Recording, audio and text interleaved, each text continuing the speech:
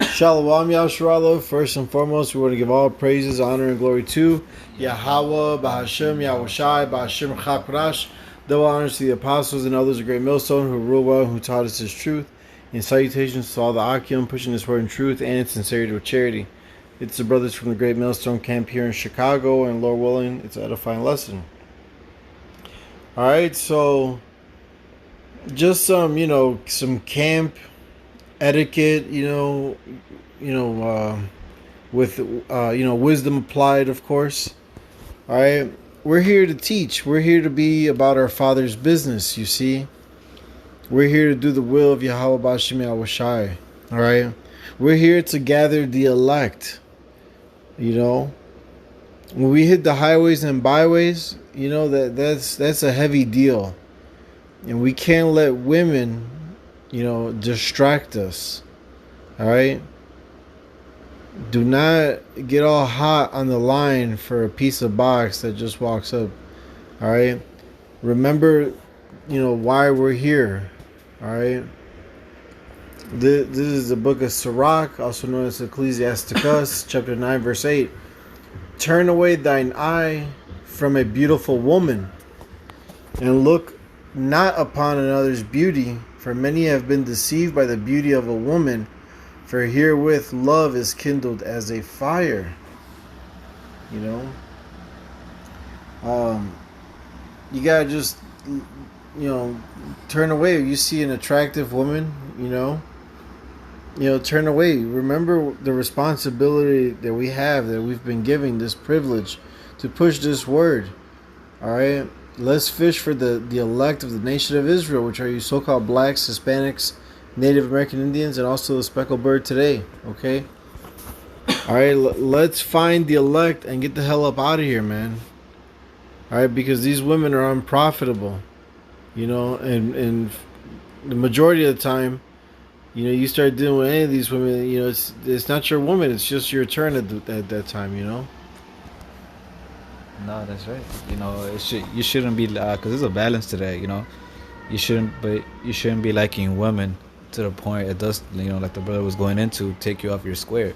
Now you're over here. You were the speaker. Now you're like mumbling your words and ignoring everybody else and telling somebody else to take over because you wanna, deal with old girl. It should never be like that. It should always, this truth should come first. And if that happens and the Lord sets it up to where you talk to her, then put it to the side, let somebody else take over. If not, to have another member from your camp do it. And whoever decides, get her and put it to the side. You know, it shouldn't overpower us to we have to stop what we're doing and go deal with it ourselves. You know. Can you say? Yeah, no, absolutely. Go ahead. This is Proverbs 6:25. It says, "Lust not after her beauty in thine heart, neither let her take thee with her eyelids." So we shouldn't be lusting to the point we sin, to the point we run out our wits for them. I'm not saying that if brothers had done that, that's what they were doing, but hey, just focus on the word. Yeah, it's Proverbs 6:25. Mm-hmm. Just Salaki. Just focus on the word, man, and all that shit, man. Leave it up to the side. Now right here is twofold because you can use this against philosophies, but also after an actual woman. We gotta have control where sex doesn't overpower us. Where a woman can't say, "Oh, I wanna do this and that." We should be able to say, "Nah, not right now. Right now it's not the time." That's the spirit we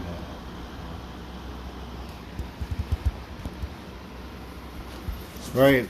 This is Sirach chapter 26, verse 9. The whoredom of a woman may be known in her haughty looks and eyelids. Okay. And a humble woman is gonna look down. Is gonna look away. A humble woman is not gonna seek attention. You see. And today, the modern day Eve, you know what I'm saying? They got them long eyelashes, the lipstick, the makeup, all that shit. You know what I'm saying? All right. The promiscuous clothes and walk and talks. You know what I'm saying? Like, we need to be able to recognize when Satan is walking up to the camp. You know what I'm saying? All right, and yes, the so-called Black, Hispanic, and Native American woman today, they're in league with E. They're part. They're part of the problem. They're our enemy, man. All right. So when you see these things, man, you should recognize it. All right, and it's like the apostles say all the time, man. Why the hell would I want one of these women? You know what I mean? Our women are not in order.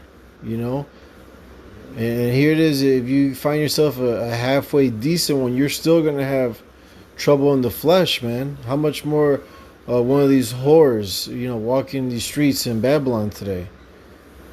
You know, just This is Proverbs 31:1.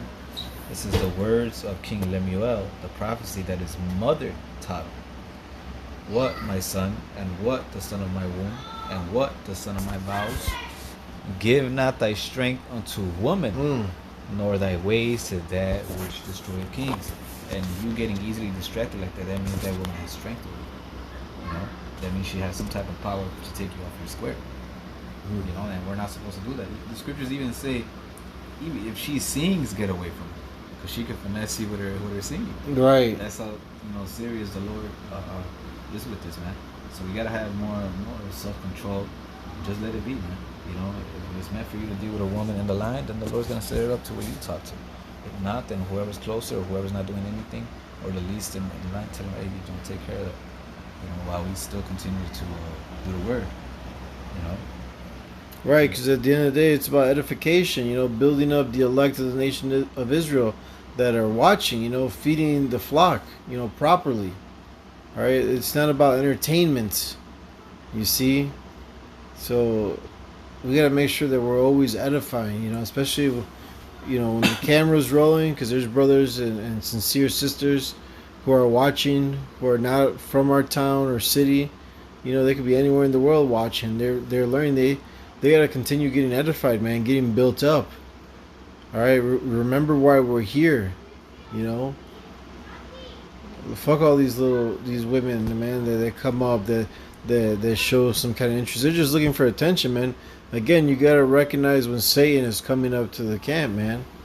All right, Satan takes all kind of forms. You see, that's why like always we gotta try the spirit. Right. It says if someone desires to be a deacon or a bishop, he should be a husband of one wife. You know? That, because why? Because that's not your focus. Having a bunch of women on this side. Now, if you want somebody, just get somebody.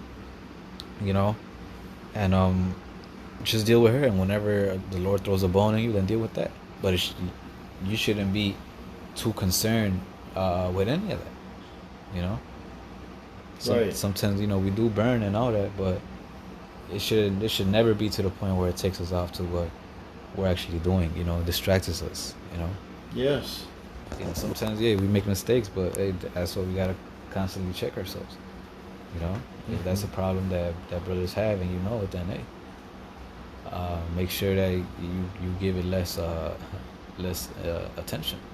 One thing that I like to do that works for me is like I like to look at the defaults of the woman. Look, she has a gut and all that, which brings her the value down. To me in my eyes, and that helps me to be like, man, fuck this shit. This shit ain't even worth it. So whatever works for you, you brothers do it. So you could keep that